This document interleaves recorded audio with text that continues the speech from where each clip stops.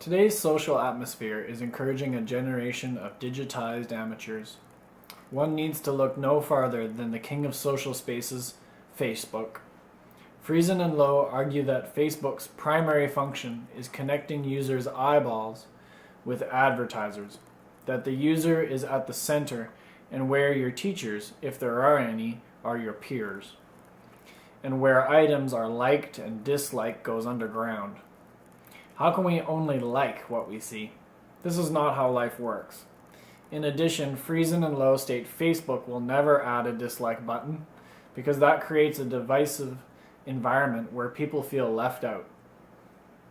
Let's face it, the friends users collect are not in fact their friends. Let's have a careful look into the mind of the typical social interaction between friends on Facebook.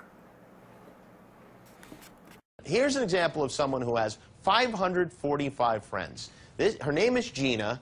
Every 5 seconds, Gina has something to say. 100 degrees in San Diego. Ugh. Gina is eating other people's food. Coffee. Gina is watching Weeds. Listen to Patty, people. I should be watching Oprah right now. Yay, my weekend just started. Robin Thicke and mashed potatoes. Holer. Can the time please change already? Who am I to come between a girl and her nose? It's November, yay, and cinnamon hazelnut. This woman cannot possibly have 545 friends. If she has 5, I'd be shocked.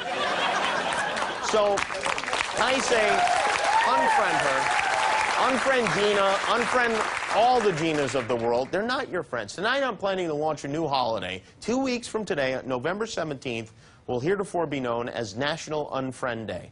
And for more on National Unfriend Day, here's William Shatner.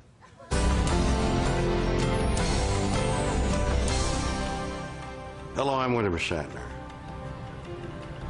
These people on Facebook, they're not your friends. That's all. That's the captain speaking. And let me tell you something about William Shatner. Very nice guy, good guy, not my friend. A fond acquaintance, but we leave it at that. And on November 17th, please pull some weeds out of your life. Is this the type of authorship we wish to promote? I think not. People post knowledge to social spaces and then claim to be building knowledge. How can one build knowledge outside of the self? Neil Postman states that the act of writing itself creates confusion among the learned, and that what is being built is simply recollection and not wisdom. This disembodied act further exacerbates the disconnect between learned and knowledgeable. And along that thread, what is being built is being rebuilt by others who don't realize that it is already there on the web.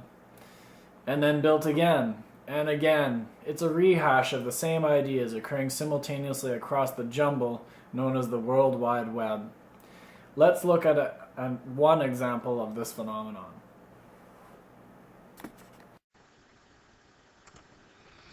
Okay, here I am on Google. Let's do a search to show how things just get rehashed and rehashed again and again.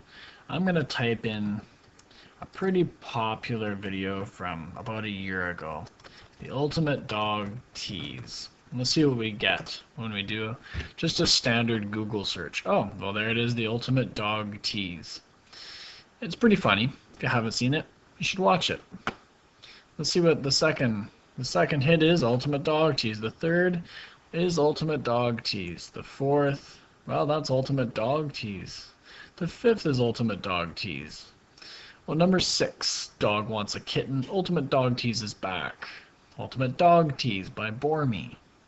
Ultimate Cat Tease, just like Ultimate Dog Tease. Ultimate Dog Tease, the Ultimate Dog Tease English Central.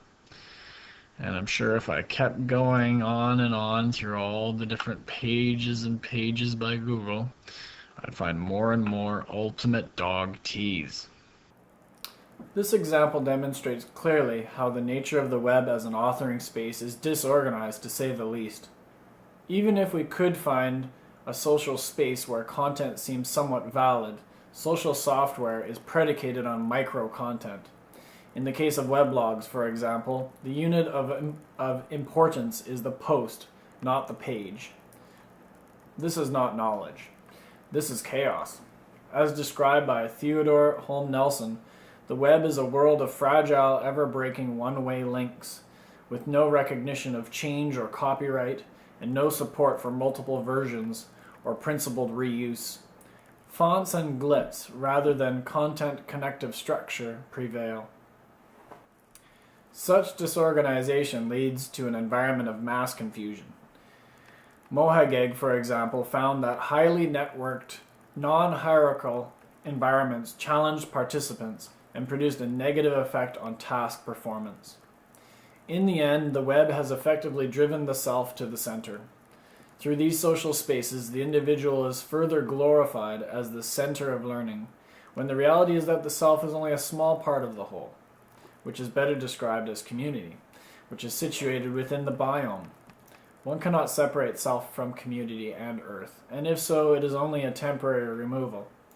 As illustrated by Ron and Susie Wong-Scollin, the internet, cell phones, and other new media technologies throughout the world have opened up a sphere of social and intellectual development for children and youth which lies almost entirely outside of the monitoring or even understanding of most parents and educational institutions.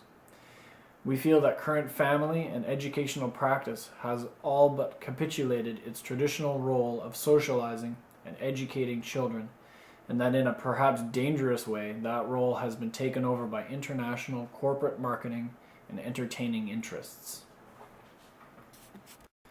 To suggest that social spaces owned by multi-billion-dollar corporations, driven by commerce and advertising, bent on collecting user data to further manipulate and filter their online experience, is an effective space for writing, would be as dislocated from the truth as an African python's jaw as it consumes an impala whole.